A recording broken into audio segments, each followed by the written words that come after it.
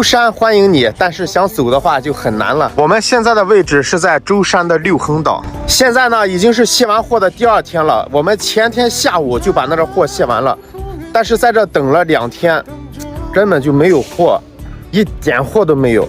经过了2天的等待，真的是等不下去了。现在我们把车停到了带渡区，准备坐船到宁波去，继续等看。把证件拿上，过去买一下船票，看看空车和重车是不是一样的钱。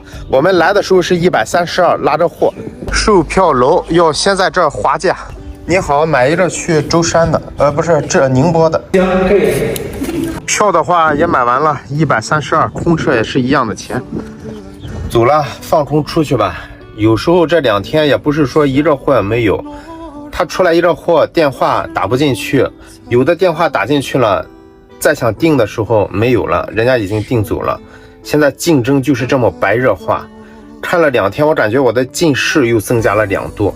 再有我们这个车的话，怕下雨，一旦下雨，把人家的货淋了也不好了。所以说越犹豫越没有货。现在我们把车停稳，就去船上等着，还没有装完，装完的话应该就可以走了。挺陡的这楼梯，这排气管可以啊，这大烟冒的。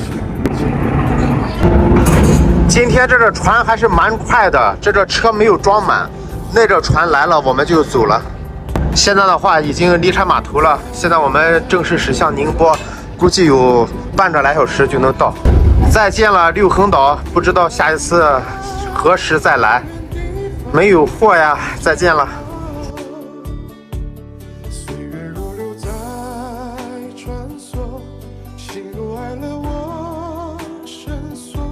到地方了，现在把船靠过去，我们就准备下船了。看一下扔牵引绳了，把这个牵引绳扔过去，然后把这个主绳就拽过去了。2个人，这等于是船的手刹，也挂好了。现在就要开始放这个船的，这叫什么呀？是叫甲板吗？把它放下，我们的车就从这儿开出去了。要下去开咱们的车了，不是开我们的船。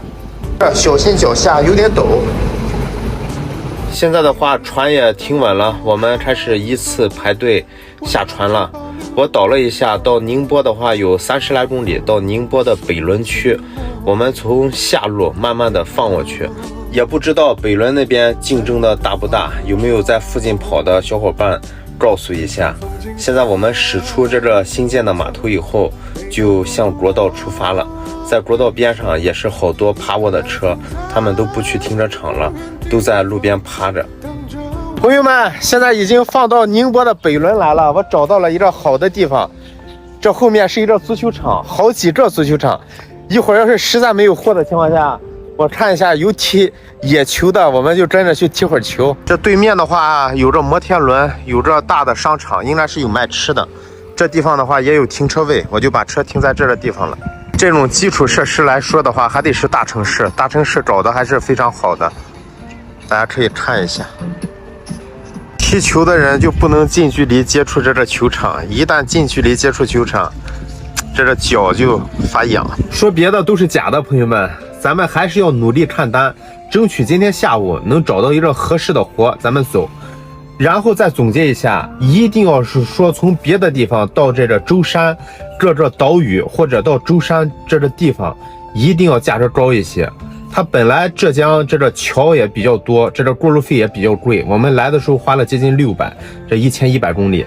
然后呢，我这个坐船是花了132，但是你不能光进去还得出来，这就是264。完了还有一个另外从那个六横岛到佛渡岛那是70，来回就是140，这样光坐船就花了400多块钱。